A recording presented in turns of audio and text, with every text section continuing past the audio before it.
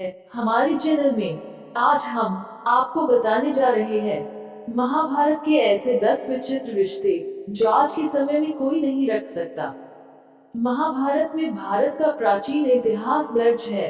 महाभारत में रिश्ते और उनके द्वंद्व, जिसमें छल, ईर्ष्या, विश्वासघात और बदले की भावना का बाहुल्य है, लेकिन इसी में प्रेम, प्यार, अकेलापन और बलिदान भी शामिल है।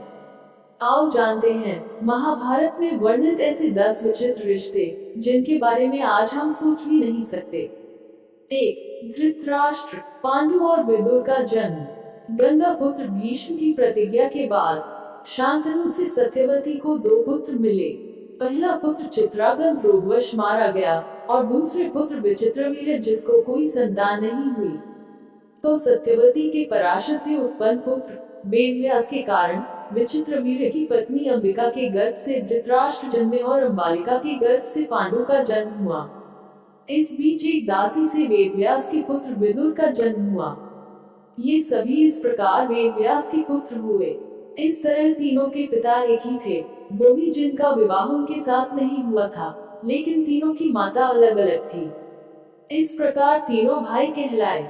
2, 100 कौरवों का जन्म। गांधारी को धृतराष्ट्र से जब कोई पुत्र नहीं हुआ, तब सत्यवती ने अपने पुत्र वेदव्यास को बुलाया और वेदव्यास के कारण गांधारी ने गर्भ धारण किया। उनके गर्भ से 99 पुत्र एवं मुशला नामक एक कन्या का जन्म हुआ। वेदव्यास के कारण ही धृतराष्ट्र का भी जन्म हुआ था और वेदव्यास से ही 100 कौरवों का जन्म हुआ। तब सोचिए धृतराष्ट्र का 99 कौरवों से क्या संबंध हुआ। 3, श्री कृष्ण की बुआ कुंती और वरदान। महाराजा पांडु की पत्नी और 3 पांडवों की मां कुंती थी।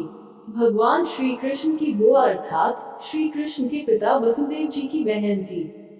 कुंती को कुंवारेपन में महर्षि दुर्वासा ने वरदान दिया था, जिसके चलते वह किसी भी देवता का आह्वान करके उनसे संतान प्राप्त कर सकती थी। उन्होंने वरदान को आजमाने के लिए सूर्य देव का आह्वान किया और जिससे कर्ण का जन्म हुआ। लेकिन उस समय उनका विवाह नहीं हुआ था, इसलिए उन्होंने कर्ण को नदी में बहा दिया था। फिर एक दिन अदिति और राधा नामक पति पत्नी को कर्ण नदी में मिलते हैं और वह कर्ण का पालन पोषण अपने पुत्र के रूप में करते हैं। 4, 5 पांडवों का जन्म। पांडु की 2 पत्नी थी, कुंती और माद्री। कुंती ने धर्मराज से युधिष्ठिर, इंद्र से अर्जुन, पवनदेव से भीम को जन्म दिया, जबकि माद्री ने भी अश्विन कुमारों के साथ समागम करके नकुल और सहदेव को जन्म दिया। इस तरह सभी के पिता अलग अलग हुए, इसलिए सभी में शक्तियां और गुण भी अलग अलग हुए। 5, द्रौपदी के 5 पति। द्रौपदी का अपने पतियों से रिश्ता भी अजीब था। महाभारत में द्रौपदी ही एकमात्र ऐसी स्त्री थी जिसने 5 पुरुषों को अपना पति बनाया और वो सभी भाई थे। बात उस समय की है जब अर्जुन द्रौपदी को स्वयंवर से जीत कर लाए थे। तब कुंती ने सभी से कहा, जो कुछ भी लाए हो वो 5 भाई आपस में बांट लो। कुंती के मुख से निकले इस वचन के लिए सभी 5 भाइयों को द्रौपदी से विवाह करना पड़ा था। 5 पांडव पुत्रों से द्रौपदी को एक एक पुत्र उत्पन्न हुआ। 6, श्री कृष्ण के जीजाजी अर्जुन। महाभारत में भगवान श्री कृष्ण के सखा अर्जुन थे, लेकिन अर्जुन ने जब श्री कृष्ण की बहन सुभद्रा से विवाह किया तो वे उनके जीजा भी बन गए थे। बलराम सुभद्रा का विवाह दुर्योधन से करना चाहते थे, क्योंकि दुर्योधन उनके प्रिय शिष्य थे।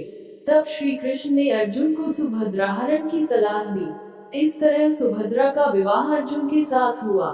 7, श्री कृष्ण का संधि दुर्योधन। श्री कृष्ण की 8 पत्नियां थीं, जिसमें से एक जामवंत की पुत्री जिसका नाम जामवंती था। श्री कृष्ण और जामवंती के पुत्र का नाम साम था। इस साम ने दुर्योधन की पुत्री लक्ष्मणा से विवाह किया था। दुर्योधन इस विवाह से खुश नहीं था, फिर भी श्री कृष्ण के कारण यह विवाह संपन्न हुआ। इस तरह दुर्योधन और श्री कृष्ण दोनों एक दूसरे के संगी बन गए। 8, वत्सला और अर्जुन का विवाह। अर्जुन का पुत्र अभिमन्यु था, जिसका विवाह वत्सला से हुआ, जो कि बलराम की बेटी थी। बलराम की बहन सुभद्रा थी, जो कि अर्जुन की पत्नी थी। सुभद्रा के पुत्र अर्जुन ने बलराम की बेटी वत्सला से विवाह किया था। अभिमन्यु का एक विवाह महाराज विराट की पुत्री उत्तरा से भी हुआ था। इस प्रकार बलराम अभिमन्यु के मामा थे, जो विवाह के बाद उनके ससुर बन गए।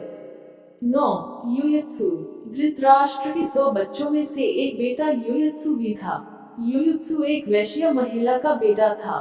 दरअसल धृतराष्ट्र के संबंध एक दासी के साथ थे, जिससे युयुत्सु पैदा हुआ था।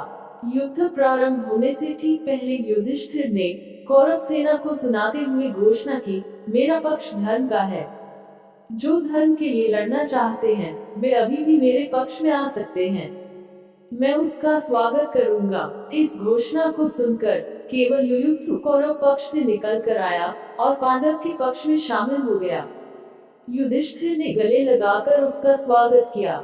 10 इरावन की पत्नी बने श्री कृष्ण। अर्जुन के बेटे इरावन ने अपने पिता की जीत के लिए खुद की बलि दी थी। उस समय मान्यता थी कि देवी चामुंडा को बलि देने से वो लोग महाभारत युद्ध जीत जाएंगे, लेकिन बलिदान के लिए पांडव तैयार नहीं थे। तब श्री कृष्ण ने समझाया कि इरावन का बलिदान व्यर्थ नहीं जाएगा। देवी चामुंडा का आशीर्वाद मिलने से विजय मिलेगी। पांडव उसकी इच्छा का सम्मान करते हुए इसे नियति मानकर राजी हो गए। मगर इरावन ने यह इच्छा रख दी कि वह विवाहित नहीं मरना चाहता है, मरने से पहले उसका विवाह कराया जाए, लेकिन उसे विवाह के बाद मरना ही है। ये जानकर पांडवों के समर्थक कोई राजा उससे अपनी बेटी से विवाह कराने के लिए आगे नहीं आया। इस पर श्री कृष्ण ने मोहिनी रूप धारण कर उससे विवाह किया और इरावन से न केवल शादी की बल्कि एक पत्नी की तरह उसे विदा करते हुए रोए भी। 11 बुआ की बेटी से विवाह। भगवान श्री कृष्ण की 8 पत्नियां में से एक मित्रविंदा थी। एक दिन कृष्ण वन विहार कर रहे थे। इस दौरान अर्जुन के साथ उज्जैनी गए और वहां की राजकुमारी मित्रविंदा को स्वयंवर से वर लाए। मित्रवृंदा अवंती के राजा जयसेन की बेटी राजकुमारी थी। उसके भाइयों के नाम विंद और अनुविंद थे। वो दोनों ही कौरवों के सभासद थे। पौराणिक मान्यता अनुसार मित्रविंदा उनकी बुआ की बेटी थी। मित्रविंदा भगवान श्री कृष्ण को चाहने लगी थी। जब घर वालों को इसका पता चला, तो उन्होंने उसका विवाह जबरन दुर्योधन से करना चाहा। दुर्योधन भी उससे विवाह कर अपनी राजनीतिक शक्ति बढ़ाना चाहता था, लेकिन ऐसा हो नहीं सका। श्री कृष्ण और बलराम को इसके लिए कौरवों और मित्रविंदा के भाइयों से युद्ध करना पड़ा था। ये जानकारी आपको कैसी लगी, हमें कमेंट्स करें, और यह वीडियो अच्छी लगी हो तो लाइक करें और चैनल को सब्सक्राइब करें।